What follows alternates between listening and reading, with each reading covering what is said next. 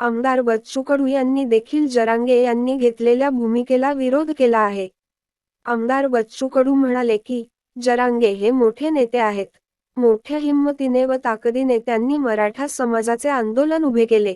पण त्यांनी एखाद्या नेत्यावर अशा प्रकारचे टोकाचे आरोप करू नये.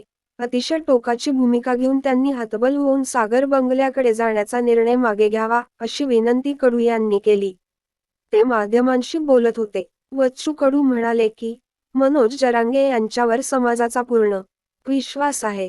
ते काही एखाद्या गावाचे नेते नाहीत तर संपूर्ण मराठा समाजाचे नेते आहेत. अथक प्रयत्नातून त्यांनी मराठा समाजाचे आंदोलन उभे केले. त्यामुळे त्यांनी टोकाची भूमिका घेऊन याचा कोणाला तरी फायदा होईल असा निर्णय घेऊ नये. त्यांनी सागर बंगल्यावर जाण्याचा निर्णय त्वरित मागे घ्यावा. पुन्हा समाजबांधवांशी चर्चा करून पुढील निर्णय किंवा आंदोलन सुरू ठेवावे, असे बच्चू कडू म्हणाले.